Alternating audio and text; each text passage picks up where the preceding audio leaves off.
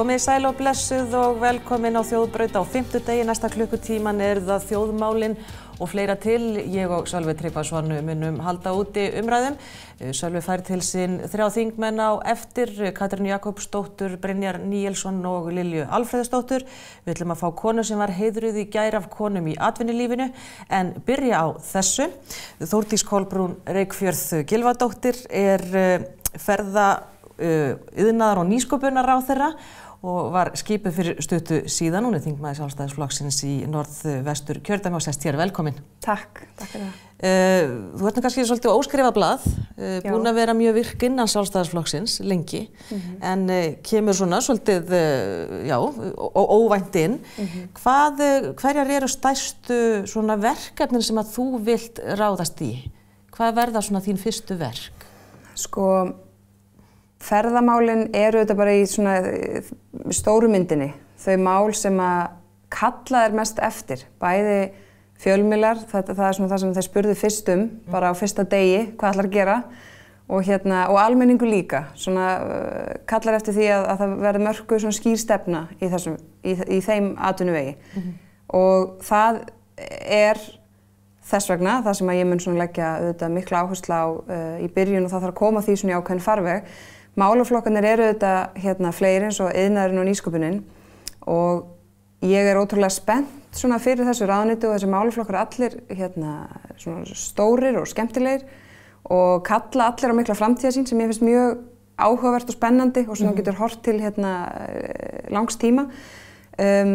Orkuskiptin síðan mál sem að ég hugsa verði svona fyrsta málið í þinginu. Og það bara mjög svona áhugavert, og ég held þessi samstaða það mál, þannig að ég hlakka bara til þess. Hvaða mál það? Það gengur út á orkuskipti í samgöngum. Þetta svona hluti af, bara í stóru myndinni, þetta hluti af Parísar sáttmálanum, sko. Við ætlum að fara hafa okkur aðeins betur í því. Þannig að það bara, en ég hugsa að ferðamálin svona, hvort sem það væri sko meðvitað ákvörðun hjá mér eða ekki, þá það bara það sem mun verða lögð mikil áhersla á til að byrja með. En ég auðvitað legg mig mikið fram það að sinna mínum málaflokkum öllum vel og enginn verði skilinn út undan. Nei, akkurat. En hvað með sko ferðamálin? Finnst þér stefnan í þeim málaflokki, þarf hún að vera skýrari? Já, ég held að það sé alveg óhætt að segja það. Ábyrgðin víða í kerfinu dálítið óskýr og stefnan svona skipulag sömuleiðis. Stjórnsýslan í kringum þetta ekki nægilega skilvirk.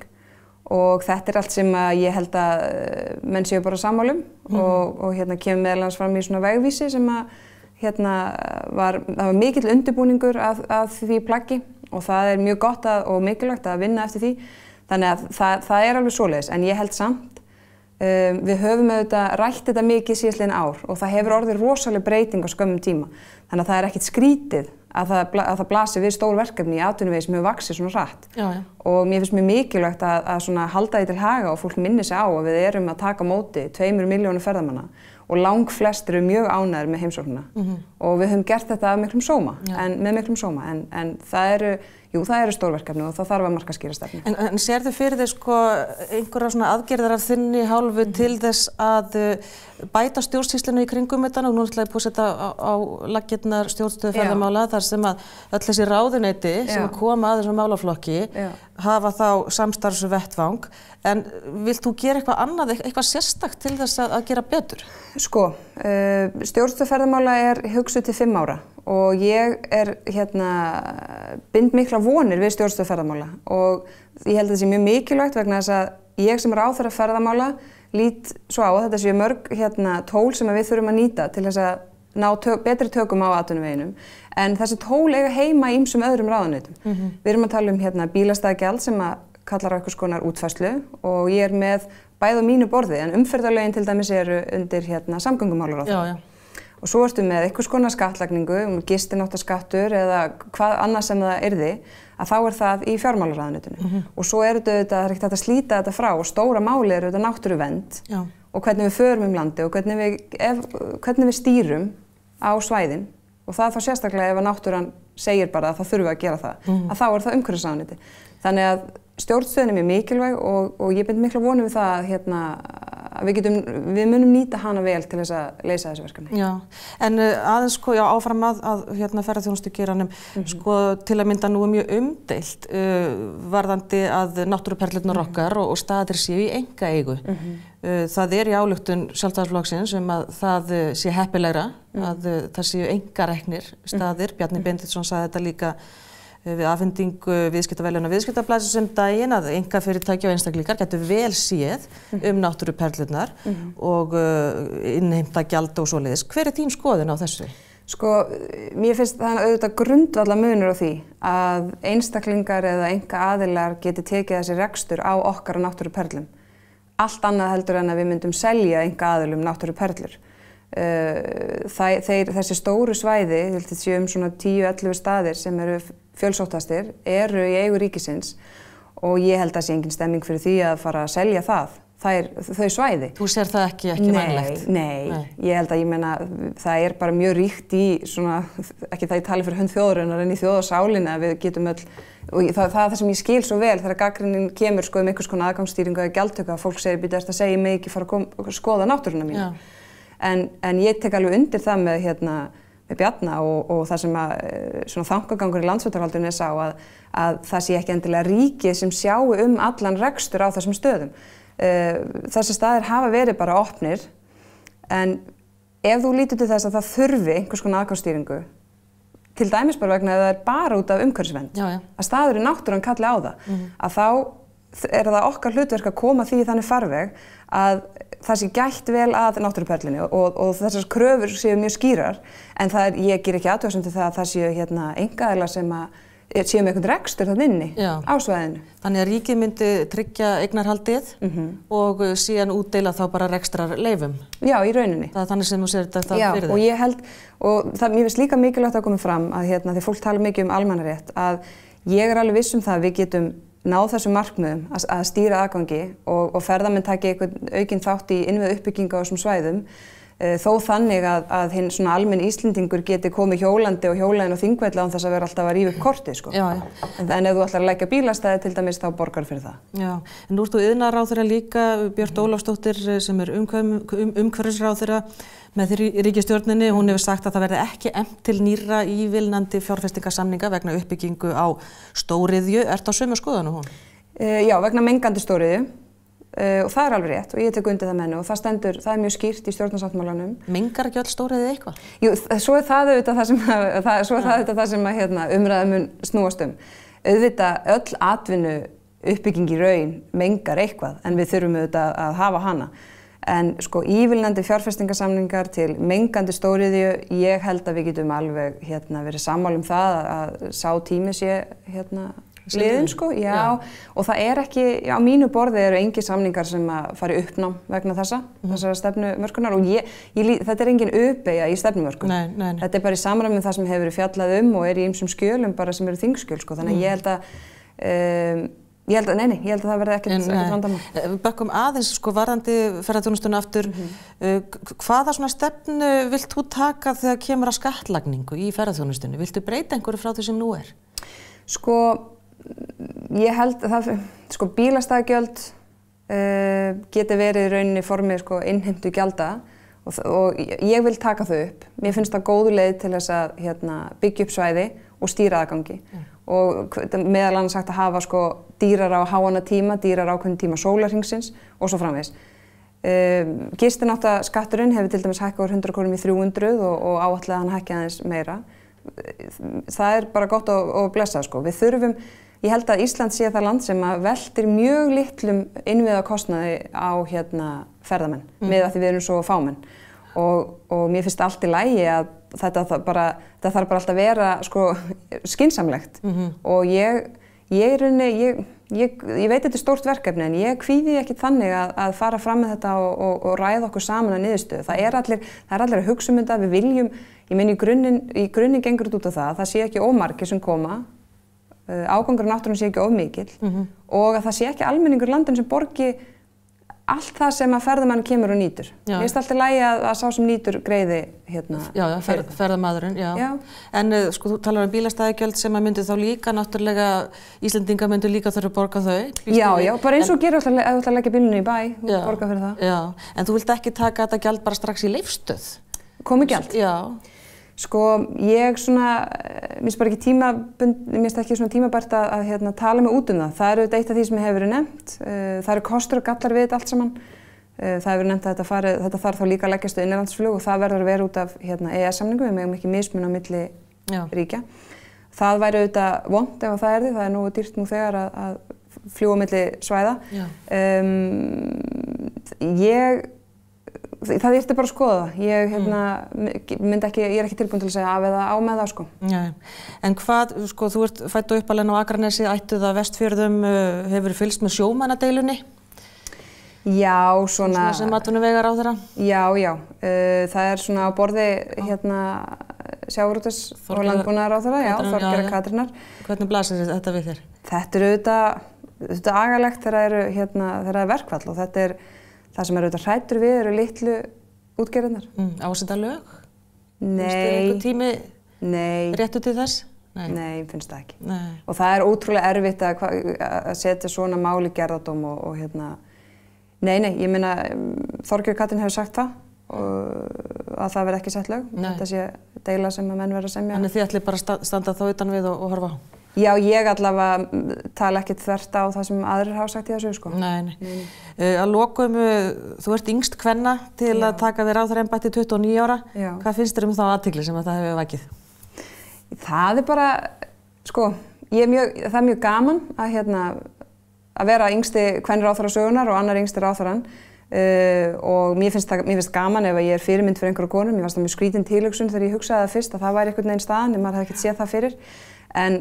Og ég vil ekki gera lítið úr því, sko, en á sama tíma ætla ég ekki að vera bara unga konan í ríkisstjórn. Ég er bara ráðherra í ríkisstjórn eins og hinnir og ætla að standa mig vel.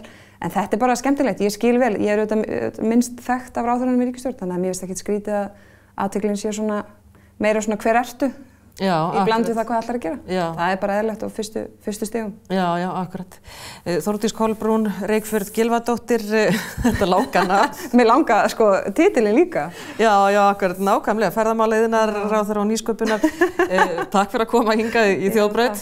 Takk. Og við ætlum að tala pólitíkina hér á eftir. Lilja Alfreðsdóttir, Brynjar Níelsson og Katrín Jakobsdóttir þingmenn ætla að setjast hjá Sölva og síðan ætlum við að fá Guðrúnu Hafsteinsdóttur sem er til að mynda í Kjörís fjölskyldunni í Hveragerði og margt fleira forystukona. Hún var heiðruð í gær, við ætlum að fá hana í heimsókn en fyrst nokkrar auglýsingar.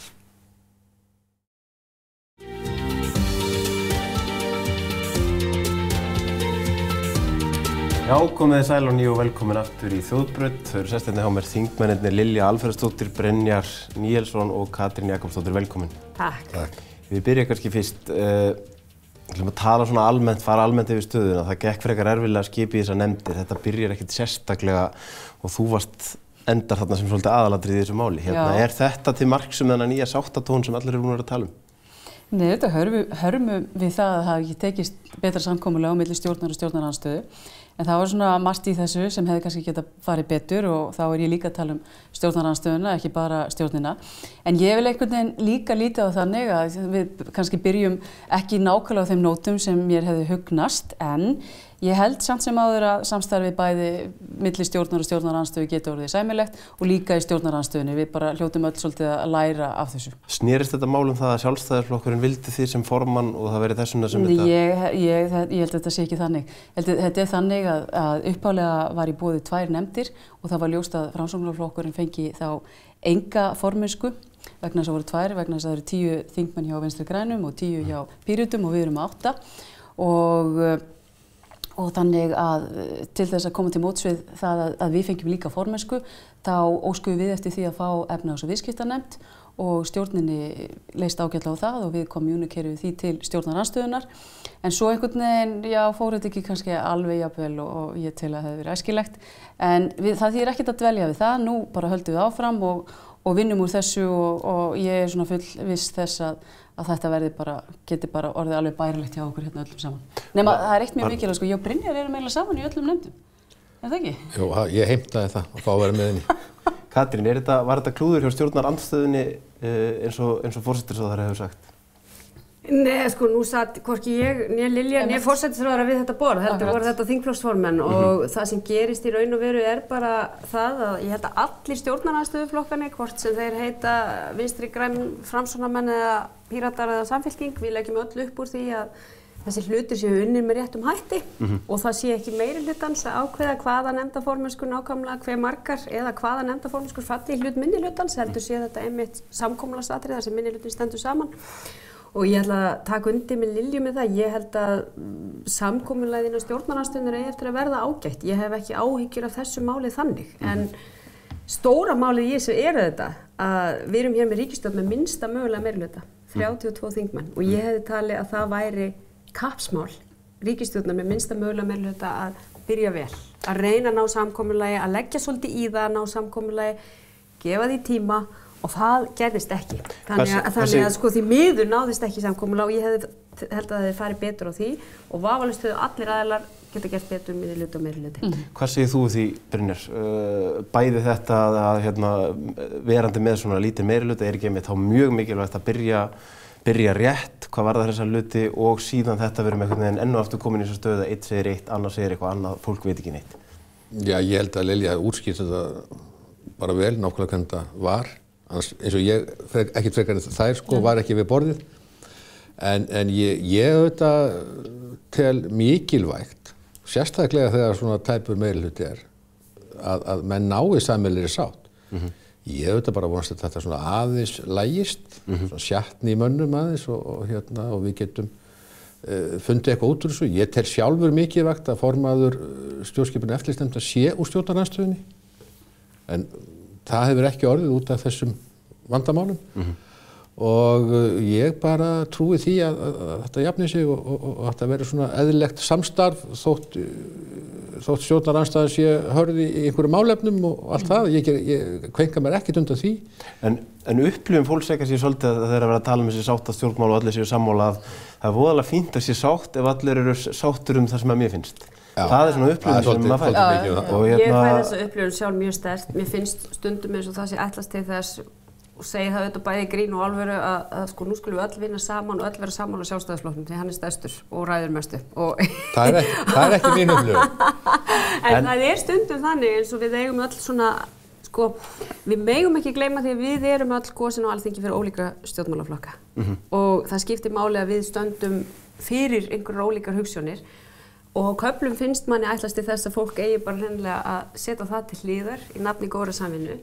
Það á maður ekki að gera, að mínu viti, hins vegar hægt að vinna vel saman þó að fólk standa á sínu eins og Brynjar segir réttilega. Ég meina við höfum að takast á málefnin, en það skiptir máli þegar kemur á þingstörfunum að einmitt, og það sem var auðvitað vont þetta nefndamál var að það fer af staði gegnum fjölmiðla, skilurðu, minnihlutin fyrir að lesa hlutina í blöðunum en ekki yfir borðið á fundum. Það eru þessi hlutir sem er svo auðvitað hægt að laga þó að fólk sé djúpstætt ósammála svo um málefni og það er eiginlega allt annað mál. En Brynjar, ég spyr þig aðeins, því þú sagði nú í viðtali að þið langaði stundum til þess að hverfa. Finnst þér þessu umræða að vera hræsnisfull á hálfu til dæmis stjórnarandstöðunnar þar að segja að það er rosa mikið talað með að vera sáttastjórnmál og síðan er verið að nota stórirði á þá sem eru í stjórnmálum? Já, þetta á auðvitað ekki við alla stjórnarandstöðuþingmenn, en þetta er stundum áberandi að menn í einu orðinu er að saka okkur í meirihlutanum eða ríkisstjórnina að vera lygarar, að misnota pólitískt vald og svo framvegis í þessum nótum. Á sama tíma er það að tala um það svo mikilvægt að það sé alvöru samræða, samráð, bæta vinnubröðin. Svona orðræða er ekki líkleg til þess. Nei, og ég tek svolítið undir þetta. Ég held að það skiptir auðvitað mjög miklu máli hvernig við tjáum okkur á þingi og tjáum okkur í fjölmiðlum vegna þess að sum þau orð sem eru notuð, þau eru bara mjög stór og þetta eru svona orð sem við myndum ekki vilja að krakkarnir okkar kæmu heim úr skólanum og eru leið yfir, en svo heyrum við ýmsa að nota svona orðaforða. Ég held að það sé bara ekki gott fyrir stjórnmálun og ekki ásýnd stjórnmálun. Er það raunhæfur möguleiki að það muni hætta? Er þetta ekki leið til að ná athygli fjölmiðlum? Já, þú þekkir það náttúrulega sem fjölmiðlamaður.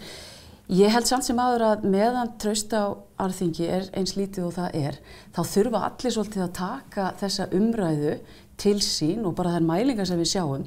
Og ég held að við verðum öll einhvern veginn þar og líka vegna þess að þessi nefndaskipan fór eins og hún fór. Ég meina, í mínum huga það bara búin og bara, förum við á næsta stað og reynum að vinna úr því. En ég held að það geta allir lært eitthvað af þessu máli. En ég ætla nú að fá að segja það þetta með stórirðin. Jú, það vissulega rétt að mjög oft eru notuð alltaf stór orð í opinberu umræðu á Íslandi. En við mögum heldur ekki, það fín lína á milli þess að tala stórirð og annað slíkt og síðan að fólk verður bara hreinlega meðvirkt. Þannig að við þurfum auðvitað að gæta okkur að því að það auðvitað hlutverk minnihlutans á hverjum tíma að veita aðhald, ekki bara málefnulegt aðhald, heldur aðhald með því að hlutinni séu gerðir með réttum hætti, að það sé ríki, gagnsæi og allt slíkt ákveðna hluti. Þannig að það auðvitað eðlilegt líka að minnihlutinni sé í þessu aðhald. Það kveinkar sér enginn undan þessu, En ef við erum að tala að bæta vinnubrögði, hafa meira samráð, þá þetta ekki leiðin til þess. Það blasir við. En hver upplifun ykkar? Benedikt Jóhannesson var viðtalið um daginn og hann sagði að eitt af því sem hefði verið gott við þetta langa tímabil sem tók að mynda stjórnar að fólk hefði kynnst vel innbyrðis á þessu langa tímabil þar sem voru. Upplifið þið það að það sé svona samstaða að núna ætlum við að sýna fólki að þetta verði svolítið öðruvísi á þessu kjörtímabili? Það góð spurning. Ég meina þetta var mjög óvenjulegur tími. Við sáum svona þennan tíma í kringum fjárlög og annað þegar þingstörfin fóru fram án þess að væri eiginlegu pólitísku meirihluti og það var mér, ég hef verið á þingi síðan 2007, það var mjög svona nýstárleg reynsla fyrir mig sem þingmann. Mér fannst fólk vera dálítið í því að það var ekki pólitísku meirihluti að sýna sínar bestu hliðar en leið má ekki gleyma því að fólk í raun og veru féll ákvæðurinn var að leggja til hliðar ýmis ágreiningsefni sem undir eðlilegum kringumstæðum hefðu verið til umræðu og þetta mikið búið að ræða síðan að þetta hefur verið stórkostleg sáttastjórnmál en það má kannski segja að það henni eiginlegu pólitísku umræðu hefur verið frestað og ég held eins og ég sagði áðan við megum ekki gleyma því að gera greinarmun á því að fólk hefur ólíkar skoðanir og þess vegna erum við að kjósa til þings en hins vegar held ég að allir geti bætt sig í því hvernig þeir kjósa að tala fyrir sínum ólíku skoðunum. En ég held auðvitað það sem skiptir máli þegar við vorum að fara í gegnum fjárlögin að það hvíldi auðvitað mikil ábyrgð á stjórnmálamönnunum undir þessum sérstöku aðstöðum. Það hefði verið mjög slæmt fyrir bara lánshafi Ríkissjóðs Íslands ef við hefðum ekki náð að klára fjárlögin fyrir 31. desember og hefðum einhvern veginn farið inn í nýtt ár og það hefði ekki gerst. Þannig að mér fannst allir stjórnmálamenn taka þetta hlutverk sitt mjög alvarlega og ég alveg sammála Kötu það sýndu allir sína bestu hliðar en það líka rétt að menn auðvitað ýttu svona ákveðnum málum svona svolítið til hliðar til þess að sýna ákveðna ábyrgð en auðvitað voru þetta mjög óvenjulegar aðstæður. Ef við tölum aðeins það núna, það komin ný ríkisstjórn, Brynjar, þessi stjórnarsáttmáli, þetta ekki gríðarlega almennt orðað og eitthvað sérstakt, hvernig verður þessi ríkisstjórn til dæmis öðruvísi heldur en svo síðasta? Eitthvað í þessu sem er skýrt? Manni finnst þetta rosalega loðið og almennt einhvern veginn. Ég hef aldrei séð stjórnarsáttmála öðruvísi, heldur en svona loðin og almennan. Nema að sé svona einhver sérstök verkefni sem liggja fyrir. Þessi ríkisstjórn að fást við allt önnur verkefni, heldur en svo síðasta sem tók við 2013, við talum ekki 2009. Verkefni bara öðruvísi. Og þá þetta kannski minni þörf á að taka einhverja afgerandi svona pólitískar ákvarðanir strax í stjórnarsáttmála, eins og var kannski gert síðast með leiðréttinguna og það. Og losun fjármagnshafta. Og losun fjármagnshafta. Þessi stóru mál eru frá. Núna eru við að vinna í það sem menn hafa verið sammála innviðauppbyggingu, að reyna að halda stöðugleikarum. Og þess vegna kannski verður hann heldur lánari heldur en kannski venjulega. Ég held að það sé svona helsta skýringin á því. En náðu þið ekki bara rosalega mörgu fram? Og gáðu hinni flokkarnir ekki bara opbáslega mikið eftir? Ég held að það sé auðvitað staðan líka og ég skil Sjálfstæðisflokkinn auðvitað líka jafnvel að hafa farið í þessa stjórn vegna þess að þegar maður lítur á stjórnarsáttmálann og maður lítur á það sem bæði Viðreisn og Björt Framtíð standa fyrir. Ég meina það alveg ljóst að Sjálfstæðisflokkur náði mjög miklu fram í þessu stjórnarsáttmála.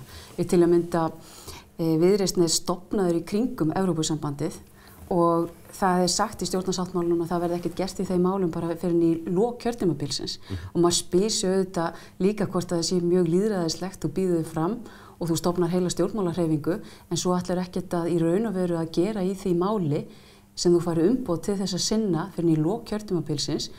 En aðeins þá ykkur framsvaramenn verði, sko maður hefur tilfinninguna að þið einhvern veginn verði núna að vera í stjórnarandstöðu en ég meina þið hljótið að vera með ánægð með það að Evrópusambandsmáli sé ekki að dagskrá og er eitthvað mikið í þessari ríkisstjórn sem þið eruð eitthvað ósátt við, þessi ríkisstjórn ekki bara svona, virkar hún ekki bara alltaf svipað út af eins og síðasta ríkisstjórn? Já, það sem við hefðum náttúrulega viljað sjá kannski gert með meira svona afgerandi hætti, það var kannski aðeins að setja skýrari markmið varðandi innviða uppbygginguna, þannig að ég held að bara hjálpi til þegar þú ert að fara í flókin og erfið verkefni vegna þess að við allir stjórnmálaflokkar sem buðu sig fram núna í síðustu kosningum vilja forgangsráða í þágu heilbrigðismála, en svo þegar maður lítur á stjórnarsáttmálann þá sér maður kannski ekki alveg beint nákvæmlega hvernig ætla að gera þetta og við í Framsóknarflokknum við höfum verið að tala um að það vanti svona heildstæða heilbrigðisáætlun fyrir Ísland og það er eitt af þeim málum sem við leggjum ríka áherslu á núna á komandi kjörtímabili.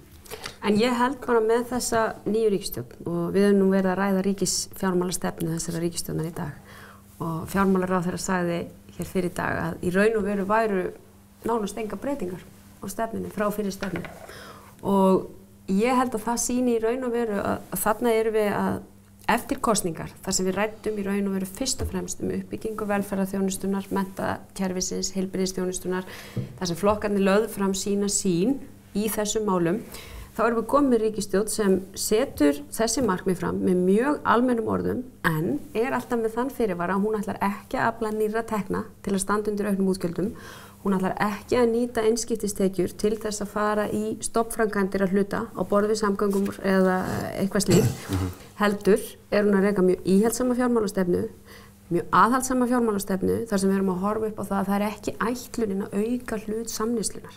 Og þetta er auðvitað hið klassíska viðfangsefni hægri vinstri stjórnmála, þannig að það sem mér hefur þótt þessar kosningar og síðan stjórnarmyndunarviðræður í kjölfari sína, það er að þeir sem hafa að tala um að hægri og vinstri séu úrelt hugtök í stjórnmálum, þeir eru á villigötum. Því þarna erum við að sjá bara nákvæmlega árekstur þessari bara rétt sem Katrín er að segja, Brynjar? Og nú segir þú jú, og við getum bara að klára þetta. Ég vil gera smá athugasemd við það að þetta sé einhvern veginn stefnumál Sjálfstæðisflokksins. Sko 90% af þessu er þetta bara sem við getum öll verið saman Þetta er svo almennt að við getum örgulega verið saman af þeim sögum. Stóru mál Sjálfstæðisflokksins, einföldun á skattkerfinu, lækkun skatta, tiltekt í ríkisrekstri, ég skynji ekkert að þessu. Eru þetta stóru mál Sjálfstæðisflokksins? Já, ef þú ferð á landsfund Sjálfstæðisflokksins þá er þetta stóru mál. Já, en er landsfundi Sjálfstæðisflokksins ekki bara dálítið öðruvísi heldur en þingmenn Sjálfstæðisflokksins? Já, einhverju leyti, en ég er bara að segja, sko, þetta eru svona stóru stefnumál flokksins og aukin einkarekstur og allt þetta, ekkert að þessu. Þannig að ég er alveg ósammála. Ójú, fjölbreytt nýrekstrarformum. Já, það hefur komið í öllum stjórnarsáttmálum sem ég held ég hafi séð. Ekki þeim sem ég átti að halda. Nei, það er nú alveg sérstök stjórn, sko. Er það ekki bara dálítið rétt upplifun hjá fólki að þetta sé ríkisstjórn sem er ekkert sérstaklega hrifin að vera að taka peningin frá þeim sem mest eiga? Nei, það er alltaf tekið mest frá þeim, sko. Að því við notum hlutfallslega skatta. En fleiri krónur en ekki hlutfallslega meira. Já, en þá er ég að tala um bara eins og að það er hátekjuskattur. Hátekjuskattur? Ertu að tala um þetta almenna skattþrep? Já. Það er ekki hátekjuþrep? Já, það er tvö þrep. Já. Þú kallar það hátekjuskatt? Já, mér er samt hvað kallar það, hærra þrepið. Já. Þannig að þeir borgar hlutfallslega hærra. Það er náttúrulega ekki raunverulegur hátekjuskatt. Nei, það er svona mál. Þá er ég bara að tala um, Brynjar, að almennt að það sé ekki tekið meira af þeim sem er að græða á auðlindunum okkar, að það sé ekki tekið ennþá meira af þeim sem mest eiga. Þú þekkir þessu umræðu? Já, ég þekki alveg þessu umræðu og hún er líka alltaf á villigötum. Við þurfum alltaf að meta það, sko, hvað er hagkvæmt á endanum að taka mikið í skatta. Það er alltaf auðvelt að segja við fólk og ég kalla það auðvitað bara eins og hvert hann lýsgrum að segja, tökum þetta bara meira. En hvaða afleiðing kann það hafa? Kann það hafa þær afleiðingar að menn séu ekki tilbúin að fjárfesta í þess að? En nú segir forsætisráðherra í stefnuræðunni að það sé verið að setja meira í alls konar málaflokk og þetta gangi allt út og að auka innviðina og þú talar allt öðruvísi. Já, ég tala allt öðruvísi, ég veit það og ég held að sjálfstæðismenn gerir það almennt. Ég er bara að segja það þarf auðvitað að vera jafnvægi á milli þess að tekja hvað við höfum skattana há og gjöldin há og það að atvinnurekstur getur blómstrað og það sé einhver menn tilbúnir að fólk tilbúið að fjárfesta því allt snýst um það að hér vilji menn hafa fjármagnið sitt. Mér langar að hleypa Lilju aðeins inn í umræðuna, hérna því að þið voruð í ríkisstjórn með Sjálfstæðisflokknum á síðasta kjörtímabili með svona bara það virtist á löngum köflum ganga vel. Er eitthvað sem þið eru svona sérstaklega ósátt við í því hvernig einmitt þetta sem Brynjar er að tala bara þetta svona stóra klassíska mál, hvaðan er verið að taka peningun og hver er verið að eyða? Við höfum talað fyrir því að við þurfum kannski að afla frekar í tekna og við tölum til að mynda fyrir komugjöldum og ferðaþjónustuna og kannski aðeins meiri stýringu hvað þann stóra málaflokk varðar vegna þess að hann hefur vaxið alveg gríðarlega og það verður að segjast eins og að fjárfesting hvað það varðar, hún hefur ekki alveg fylgt þeim vexti og það er svona ákveðið áhyggjuefni en ég held hins vegar að það er auðvitað þannig að svona hlutfarslega þá er verið að taka jafn mikið af þeim sem eru aflað teknanna og við þurfum auðvitað líka að huga að því. En ég held að það hafi í raun og veru í síðasta ríkisstjórnarsamstarf það gekk mjög vel. Við fengum, það vantaði held ég 3 aðilega upp á við fengum meirihluta og nú er auðvitað pólitíkin orðin gjörbreytt vegna þess að við erum komin í stjórnarandstöðu og við erum mjög spennt fyrir þessari stjórnarandstöðu vegna þess að við munum auðvitað veita svona gott aðhald, agað aðhald og ég held að þetta verði bara afskaplega skemmtilegt í bæði þessu nefndastarfi og að starfa með Vinstri grænum og fleirum í hvað þetta varðar. Mér langar að spyrja þig aðeins, Katrín, er þetta að því að ástæðan fyrir því að ríkisstjórn ykkar og Sjálfstæðisflokks gekk ekki upp, er það þetta stóra mál eða er það bara það að það var ákveðin hluti af Vinstri grænum sem það kom aldrei til greina fyrir ríkisstjórn Sjálfstæðisflokks? Nei, ég meina, ég hef alltaf nálgast þetta bara út frá málefnunum og ég held að við verðum bara að horfast í augu við það þegar Brynjar talar hér líðskrum, þess vegna varð ég nú að taka orði hér áðan að sko við þurfum að horfast í augu við það þannig er þetta bara grundvallar pólitískur ágreiningur í því hvort að maður telji eðlilegt að skattleggja hlutfallslega meira þá sem mest hafa fjármagni og minna þá sem lægstar hafa tekina til dæmis í þessu samfélagi. Það er gert. Það er ekki hlutfallslegu munur og horfum bara á það að hér er til dæmis fjármagnstekjuskattur sem er ekki sérstaklega hár og að því að Brynjar talar að við þurfum að hafa skattaumhverfi sem sé samkeppnishæft við önnur ríki. Við sjáum það að við erum fullkomlega samkeppnishæf við önnur ríki með heldur lægri skattprósent ef við miðum við Norðurlöndin. Upplifðir þú það þannig í 5 flokka viðræðunum? Upplifðir þú það þannig að Viðreisn, það hafi aldrei komið til greina af því að þú talar vinstri hægri? Já, ég meina það... Að Viðreisn hafi bara einfaldlega verið alltaf langt til hægri fyrir þessa 5 flokka stjórn? Ég held að það liggi alveg fyrir að þar var lengst á milli, það var á milli okkar og Viðreisnar í þeim viðræðum. Og það voru þessi sígildu vinstri hægri mál sem þar bara á milli þar sem hvert á umfang samneyslunar að vera eigum við frekar að skattleggja fjármagn frekar en að leggja skatta á sjúklinga eins og er því miður gert í of miklu mæli. En síðan þegar kemur bara þessari ríkisstjórn sem nú er og það eru hinnar margfrægu kerfisbreytingar sem má kalla orð kosningabaráttunar. Þá að tala um kerfisbreytingar í sjávarútvegi, kerfisbreytingar í landbúnaði. Ekki við. Nei. Þess vegna er þetta svolítið eitthvað fórsendum. Og þess vegna segir maður, eðlilega spyr maður þegar maður sér í raun og veru ríkisfjármálastefnu sem ég tel að sé nú mjög í anda fyrri ríkisfjármálastefnu undir forystu Sjálfstæðisflokksins, þannig að ekki verið að boða kerfisbreytingar á því sviði en kerfisbreytingarnir í sjávarútveginum og landbúnaðinum þær virðast líka verið setta bara á ís. Og það kannski eitt... Skynsemi, sko. Já, en það var ekki, en þetta er það sem var sagt fyrir kosningar, ekki sant? Það er kannski eitt líka sem ég vildi kannski nefna sem er kannski ekki alveg nógu skýrt í stjórnarsáttmálanum að aðalatriði núna er heilbrigðiskerfið og ætlum að forgangsraða það í þágu þess. Eitt af því sem ég er til dæmis mjög spennt að heyra og hver verður útfærslan á því og ég held að það sé mjög brýnt að það eigi að lækka greiðsluþátttöku sjúklinga og ég hefði viljað kannski fá aðeins meira svona útfærslu á því en auðvitað þarf nýr heilbrigðisráðherra einhvern veginn að formúlera það en þetta er eitthvað svona held ég sem standi þjóðinni svona einna næst að hvernig við ætlum að fara í þennan málaflokk og ég held að þurfi eins og ég var að nefna að þarf svona bara heildar nálgun á þennan málaflokk og hvernig er hægt að jafnvel skipuleggja hann betur. Brynjar, hvað segir það mikið talað heilbrigðismál? Þú ert ekki alveg sammála þessar umræðu og þessi með 86.000 undirskriftinnar og það hvað á að eyða miðað við þjóðarframleiðslu. Já, við erum alveg á pari við aðra þjóðir nokkurn veginn í því hvað við eyðum við þjóðarframleiðslu. Það er ekki allir sammála það? Já, þú veist, þú finnur einhvers staðar hærri tölu örlítið en í grunninn erum við svona alveg á svipuðum slóðum. Ég er ekkert að segja það að ég vil auðvitað bæta þetta kerfi. En ég vil ekki alltaf bara einblína á það að setja bara peningin beint inn. Ég segi betur, hvernig getum við nýtt peningin beint? Er eitthvað í systeminu hjá okkur sem gerir það verkum að við erum að fá ekki eins mikið fyrir peningin sem við gætum? mér finnst vanta þá hugsun. En það snýst alltaf að eyða meira. Nei, en mér finnst þetta mjög mikilvæg umræða því við erum einmitt búin að vera að sjá byggjast upp kerfi í raun og veru á undanförnum árum þar sem við erum að horfa til að mynda og núna á einkaaðila að vera að bjóða upp á legudeild. Á sama tíma og Landspítalinn getur ekki annað þessari þjónustu. Nei, hlustum á þetta, hlustaðu nú á mig, að því að það má ekki veita Landspítalanum meiri fjármuni til þess að bjóða upp á þessu þjónustu. Nei, að síður á að taka þessa pening úr ríkissjóði. Kann það vera að þessi ódýra að hafa þetta með þessum hætti þó að sé einkaaðili? Það snýst það. Já, en hefur það reynst ódýra, Brynjar? Er það ekki stóra spurning? Ég upplifi stundum eins og þú sért einn af þeim í Sjálfstæðisflokknum sem þorir að tala á mannamáli þessa hluti. Er Sjálfstæðisflokkurinn ekki dálítið svona popúlískur þegar kemur að þessu að það bara stór hluti af sjálfstæðismönnum sem segja bara við eigum bara einkavæða af því að það hagræðing í því, en svo aðrir sem segja nei, einhvern veginn, þú veist, það ekki, við erum ekkert á leiðinni þá átt. Ég veit að sko allt sem heitir einkarekstur í heilbrigðisþjónustu fer illa í mjög marga. Einmitt, þurfið þið ekki bara að segja að það það sem þið viljið, þurfið það ekki bara að koma fram sem einn. Það ekkert heilagt fyrir mér heldur. Það sem heilagt fyrir mér að ég fái sem mest fyrir peningin. Ef það í opinberum rekstur einhvers staðar, þá vil ég að hann sé opinber. Ef hann einkarekstur einhvers staðar, þá vil ég vera einkarekstur. Ég ekki svo þessum. Hvað segir þú þessu, Katrín? En sko það sem við höfum séð gerast að fjármunir að færast úr hinu opinbera heilbrigðiskerfi yfir í hinu einkarekna heilbrigðiskerfi. Og það ekki vegna þess að hagræðið sé endilega meira. Þá það ekki gott ef það að gerast þess vegna. Nei, og við sjáum það til dæmis, hér var verið að bjóða út rekstur á heilsugæslu. Vísa var í hagkvæman rekstur og einni einkarekinni heilsugæslustöð. Þegar skýrslan var lesin kom fram líka að það voru aðrar opinberar heilsugæslustöðir sem voru alveg jafn hagkvæmar. Já, bara ein. Já, ég meina hér ég bara að bera saman tvær. Þær eru jafn hagkvæmar.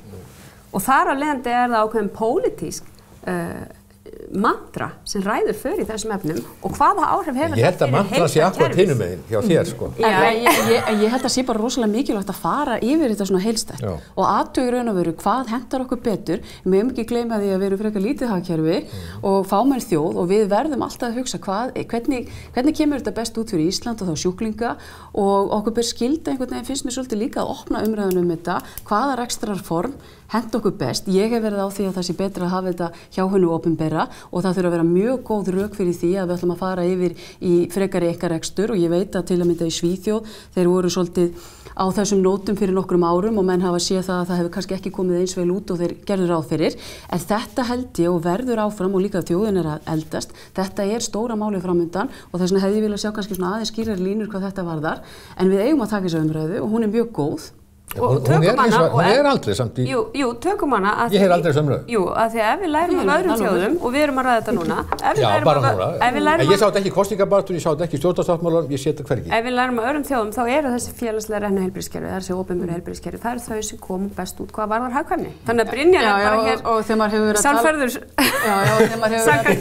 Ég ætla að fá að taka hérna því við erum brunnið út á tíma að því þú sýndir hérna svolítið svona fílusvip kannski þegar hvernig gengur fíluklúburinn?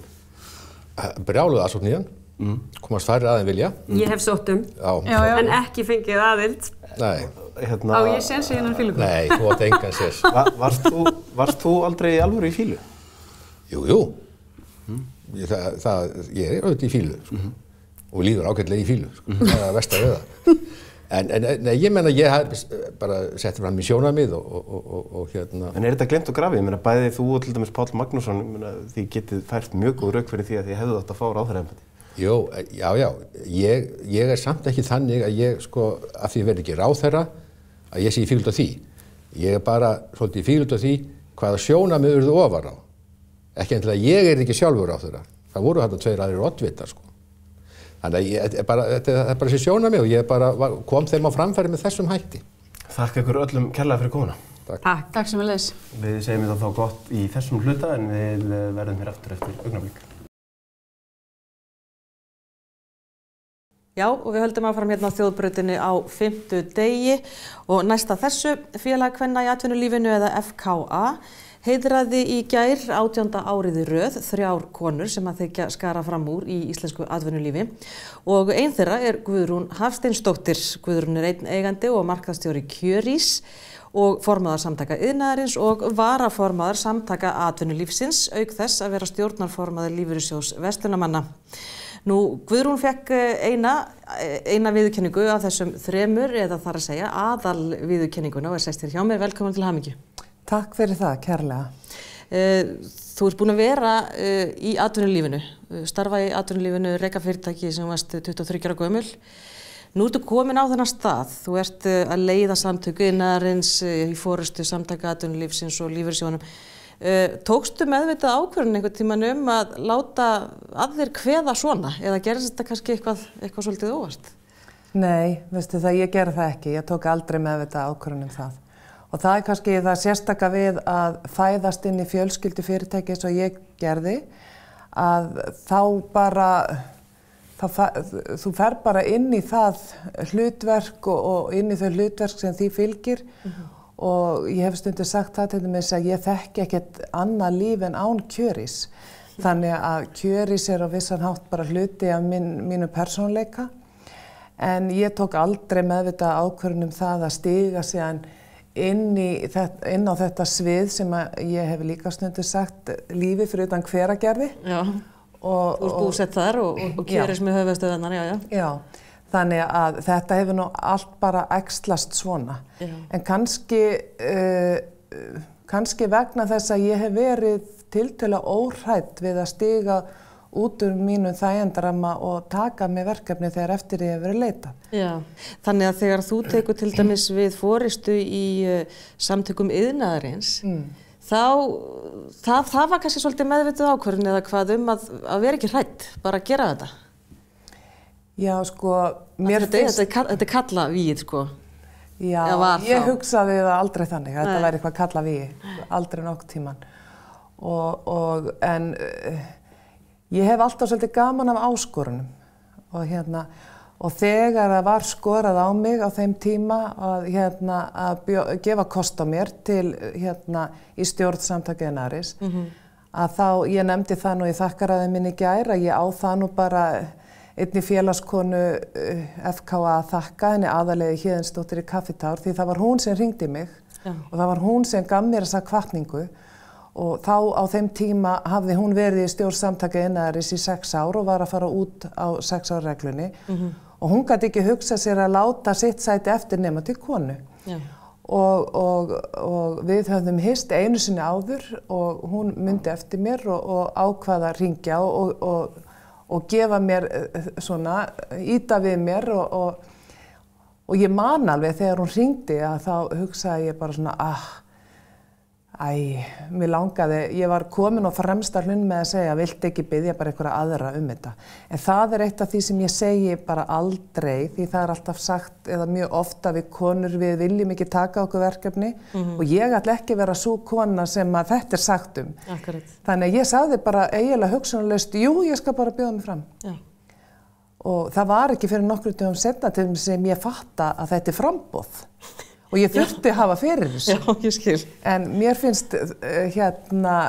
finnst gaman í framboðum og systir mín Aldís bæjarstjóri í Hveragerði og ég hennar stuðningsmaður númer 1 og hef unnið í hennar bakvarasveit.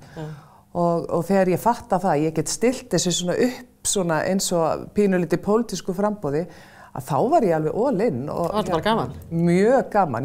Ég hringdi bara í alla og talaði við fullt af forstjórum og var alveg óhrædd við að taka upp síman og hringi hvert sem var.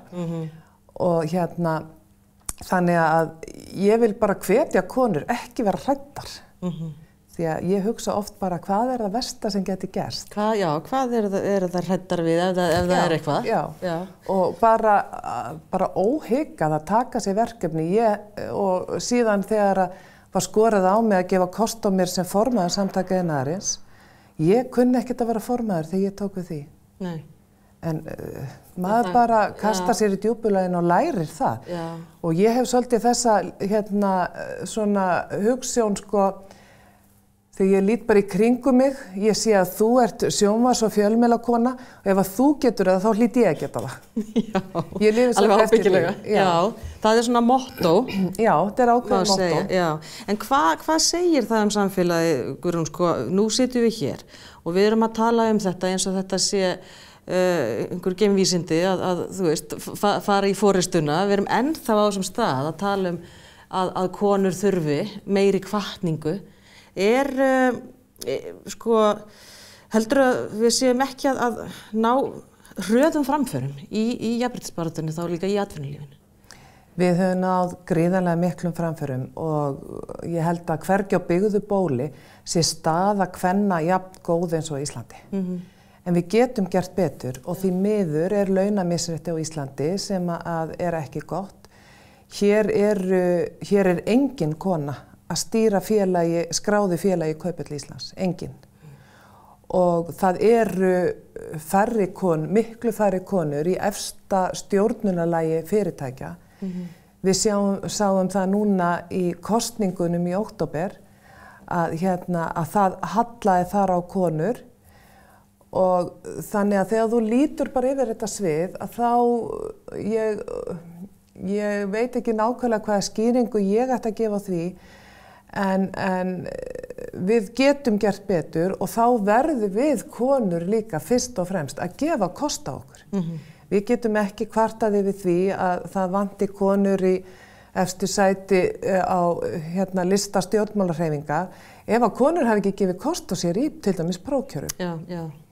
En það segir í rökstuðningi dómnefndarinnar í gær meðal annars að þú sért óþreytandi við að hvetja konur til að láta til sín taka á sem flestum sviðum þjóðlífsins.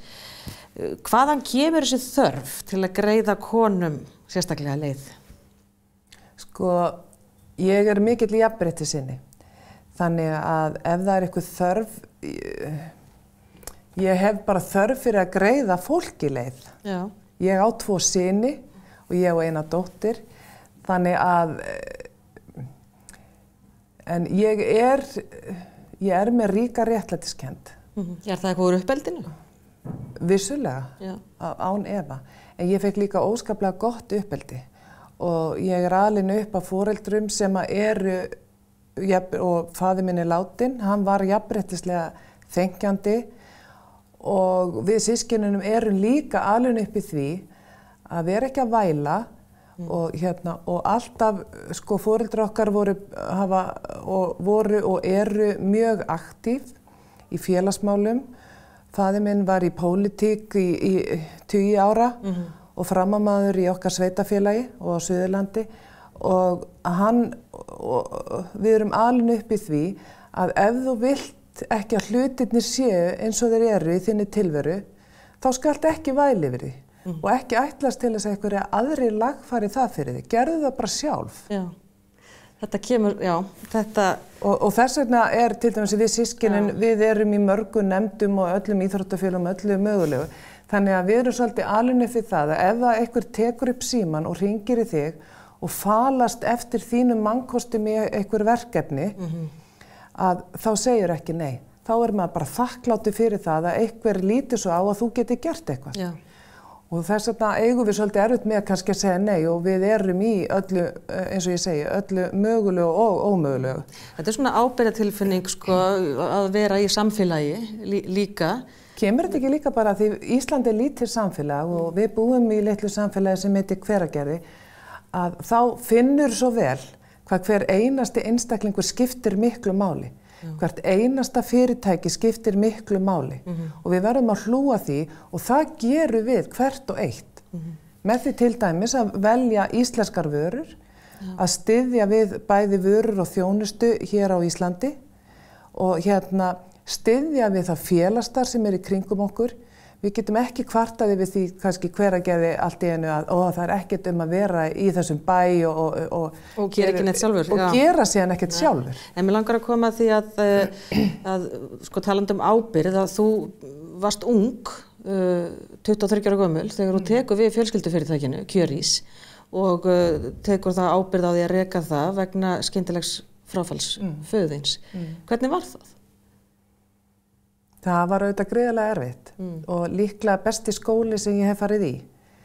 En ég valdi hann ekki sjálf og örlögin höguðu þessu svona ári áður en hann fellur frá að þá var ég búin að skrá mig í Háskóla Íslands og það var í ágúst sem að hann bauð mér starf Á þeim tíma var pabbi með alla þræði eiginlega á sínum höndum, hann var með tékkefti í vasanum og sá allt sjálfur og hann hafði tekið sér nokkrar hvíld frá hinu pólitíska starfi en löngun hans var að hann langaði svolítið inn á það svið aftur og hann fann að hann þyrfti þá eitthvað að leta á sér. Þannig að hann bauð mér starf og ég man að ég sagði við hann en ég að fara í háskólan eftir nokkra vikur. Og þá svaraði hann mér svona, já, en sko háskólinn fer ekki neitt.